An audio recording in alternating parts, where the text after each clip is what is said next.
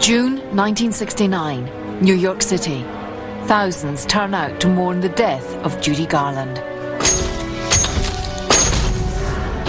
She had died suddenly in London at the age of just 47 from an overdose of barbiturates mixed with alcohol, alone on a bathroom floor. She never intended to ever commit suicide. The Wizard of Oz catapulted her to stardom in 1939. And although she was only 17, she was already addicted to pills.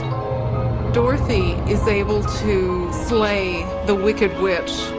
Judy herself never slays her own Wicked Witch. There was a sense in which death was the only solution to the pills, the husbands, the career. Depression, drugs, and the sad journey of a Hollywood legend. The tragic tale of Judy Garland.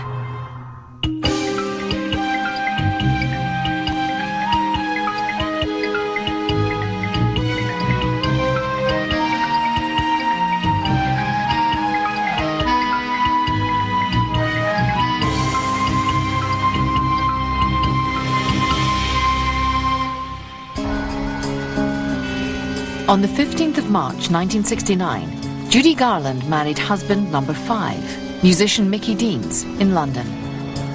She was painfully thin, addicted to pills and alcohol, her liver ravaged by hepatitis. Her career had spanned generations, from child star to superstar, from her classic role in The Wizard of Oz to her seminal performance in A Star is Born. By her late 40s, she was still packing venues around the world with her extraordinary voice. Just 3 months later, she was dead.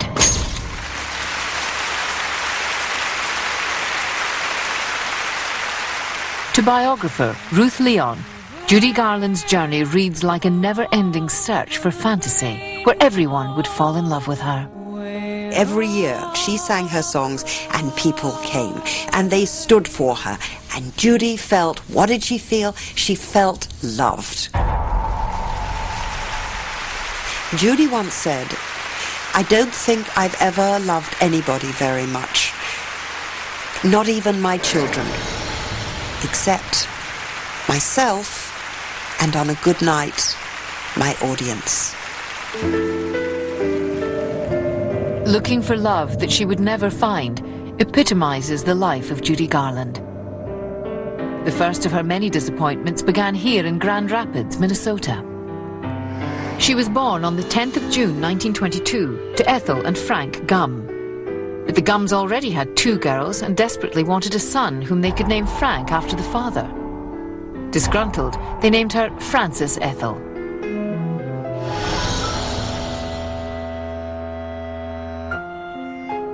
Years later, she would tell this story of her parents' disappointment, the first dent in her emotional profile.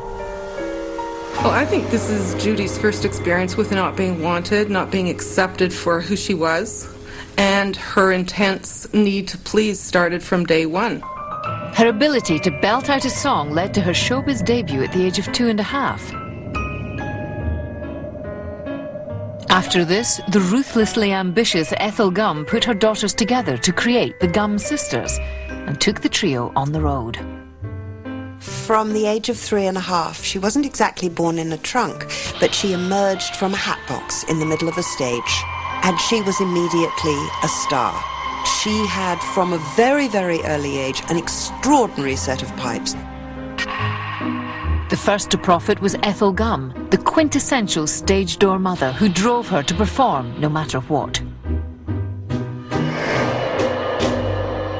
Mother was an avaricious, talentless woman who wanted her children to make money for her. I mean, that whole issue about her childhood being robbed is really true. By 1927, her father was managing a picture palace just 70 miles from Los Angeles, the epicenter of Ethel's ambition. The girls were hauled all over Southern California trying to get publicity for their act. But for little Frances, the rootless, stressful life was sowing the seeds of future disaster. Judy Garland never had a chance because there was no Judy Garland. She was a construct. She was never a person. She was never a child.